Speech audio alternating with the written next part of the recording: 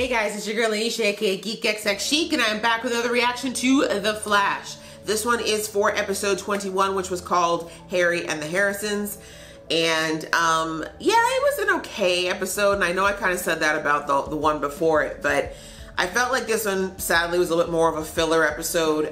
We did get a little movement on the plot towards DeVoe, but overall it was kind of more just stuff that was tying up, I guess, some character development stories, which isn't a terrible thing, but we kind of did that in the episode before as well. So I don't know, I kind of feel like when the show does this, especially after you have episodes like Lose Yourself, it's kind of like you bring the plot going, you get it moving, you get a nice pace starting up again, and then they kind of stall out on episodes like this, and it just kind of again makes me lose the sense of urgency, you know, of, oh well, you know, the world is about to become dumb and this big plan is about to unfold, let's just stop and hear Caitlin's story and hear her finally admit that she's, you know, Killer Frost and her have always been one person. And, you know, it's just, I feel like the show could find a better way to incorporate these development stories and also move the plot forward in a meaningful way at the same time. And I just feel like sometimes they struggle with that this season, and particularly in the back half of the season, there's been a handful of episodes that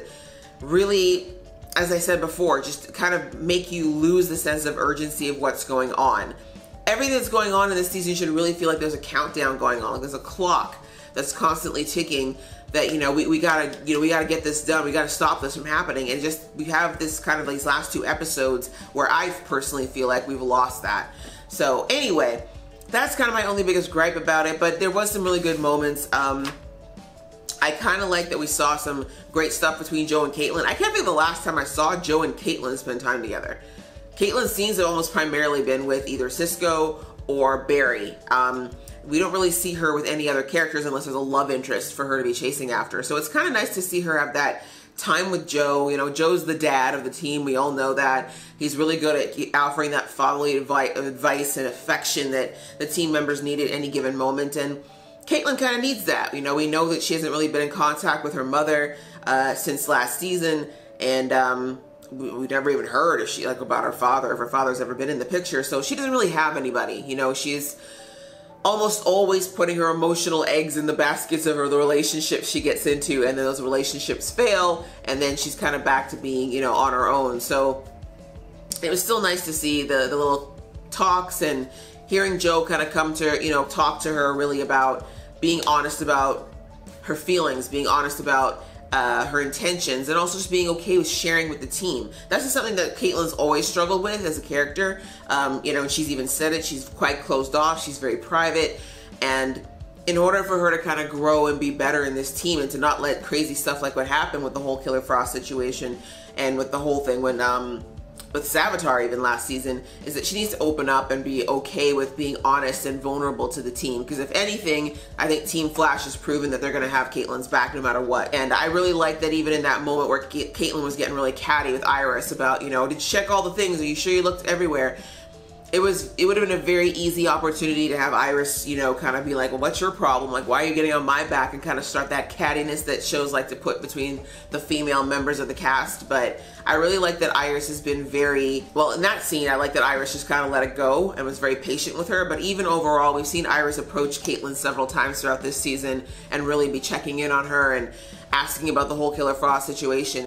It's kind of sad that ever since, you know, before the wedding, that's the last time we really saw her and Caitlin say that they were going to really make an attempt at being friends. The show's kind of dropped the ball a bit on that. Again, one step forward in actually having them be friends. I said that way back at that episode that the show should have had those two be friends since way back when, but we need to see more of them actually interacting and doing things, you know, building that friendship up, and I think both of them need it. You know, Iris should have someone she can talk to about certain things that's not Barry, and conversely, Caitlin should have someone she can talk to about life stuff that isn't the teams. You know, I kept tapping my head throughout the reaction because it really is a mental thing with Caitlin where it comes to Killer Frost.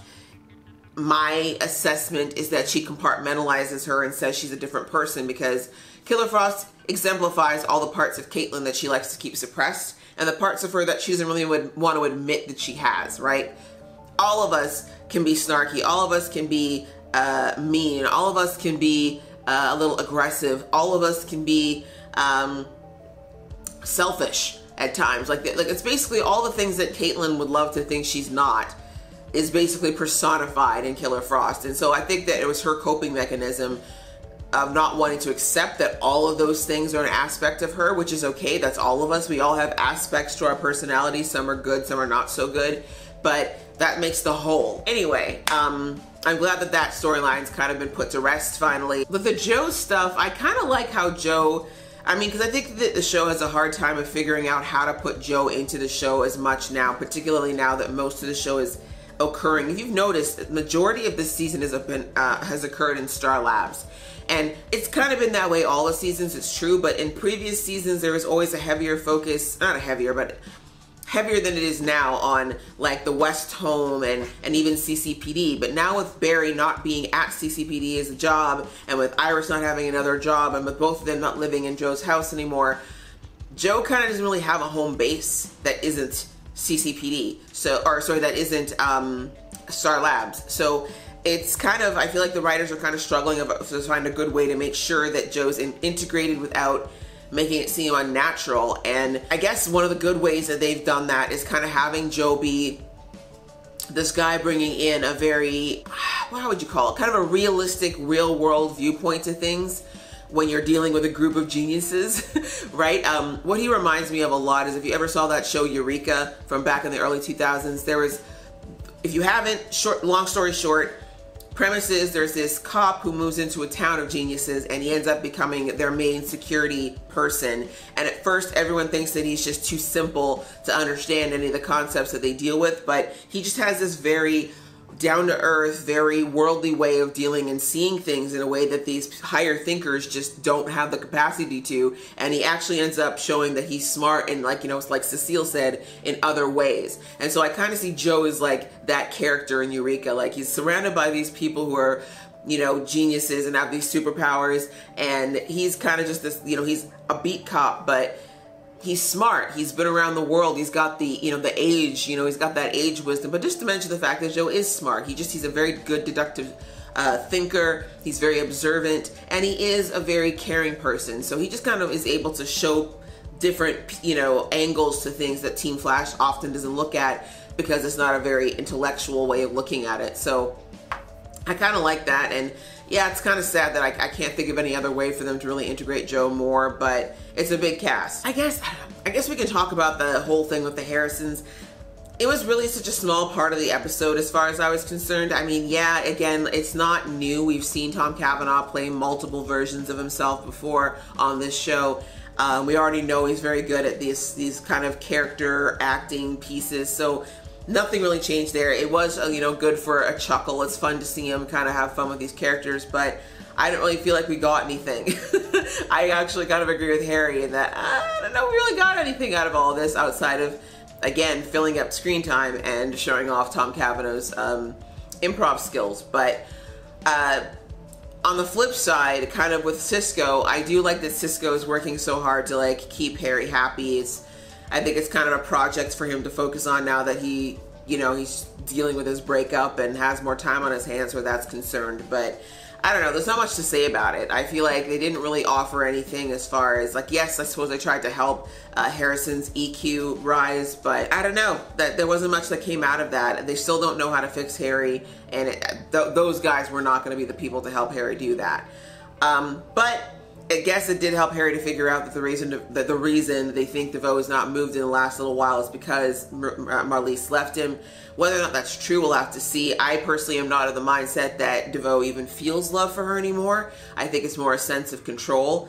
I don't think he expected Marliese to have the lady balls to leave him, and I think that that's irking him right now. I think he really is upset that he didn't see that coming. Because it's not something that's cerebral. That was an emotional move on her part. So other than that, I guess the only one thing I want to kind of point out that wasn't really talked about in this episode outside of them mentioning that Cisco should be able to vibe certain things, but he said his vibes don't reach to outer space. And last week we saw that he was able to break through some kind of a barrier that allowed him to vibe, even though there was something that was dampening his abilities. Like, the point is, back in season 2, we met Cisco's other doppelganger of Reverb, and Reverb apparently was crazy powerful. Like, so powerful that Killer Frost, Firestorm, I don't know, whatever the dark version of Firestorm is, and even Zoom, they were all terrified of him.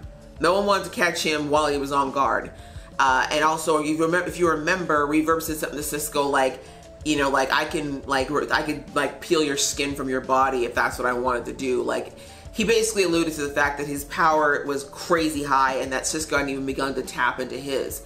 So I feel like Cisco could be more key to this. I don't know if it'll happen this season, but I feel like Cisco's more key to bringing down DeVoe than even he knows. And I feel like Cisco's always held back on his vibe powers because we know in the beginning he didn't even want to accept that he had them. And even since then, he's kind of reluctantly started to use them. So I feel like there is a way, because we saw with in the last episode, Cynthia was able to keep DeVoe at bay with whatever she was vibing. And remember, Marlies screamed, "You're killing him," right? So I think that there is something, I think there's a frequency that Cisco is going to be able to come to or be able to create that's actually going to be able to somehow discombobulate DeVoe's ability to keep all the consciousnesses together. And I think that's what's going to be instrumental in taking him down as well. But Cisco's got to kind of break through and figure that out, because he's always kind of limiting himself with his power. And I'm really sad that in this season, and even in the last season, we haven't seen a lot of Cisco really working to improve and grow his powers the way that we've seen Barry do it off and on. Little things that I wish the show would kind of, like, if we're going to have a filler episode, I'd rather see it, you know, Barry or Cisco or Caitlin, which was Killer Frost, learning how to level up their abilities, right? Like, that's like a natural evolution of somebody with abilities, is to keep trying to do things to improve and get better and do crazy things. DeVoe is showing that that's possible, right? He keeps saying with all the new consciousnesses that he had, like, oh, she didn't recognize her full potential. He didn't realize he could do this. I want Team Flash to be working on that. Let's get Barry learning even more. Let's get Cisco learning even more, but maybe we'll see that next season. I do get that there's a lot going on in these shows, but I feel like that would be better time served than, you know, kind of having these filler episodes where we bring in the villain of the week from a couple months back. So anyway, that was pretty much my thoughts on this episode. As I said, not a lot to say. I don't think a lot actually happened for me anyways. The West Allen was cute. It was cute to see them working together. I love seeing this healthy relationship of the fact that they can communicate with each other, the fact that Iris could, you know, put a decision in front of Barry, but the fact that while she could have easily said, listen, I'm publishing this article, it's my life, my article, she very much is like, no, I want us on the same page, I want us to be a unit. Really healthy and wonderful way to see a relationship work, and right now it is a stark contrast to what we're seeing in the DeVoe household. Overall, decent episode, as I said, not my favorite, but it was, you know, it's good. It's always fun. I still, you know, I love watching this show, so I'm never gonna hate on any episode completely. But this one could have been, I feel like we could have gotten a little further in the plot as far as figuring out what Team Flash is going to do outside of having a weapon that they still don't know how to use. So hopefully you guys enjoyed watching this episode along with me. I am almost caught up. I'm super excited. I'm going to actually hop into watching the second one right away. So if you like this video, guys, please click that like button. If you want to see more from this geeky face, please click subscribe. And until next time, see ya.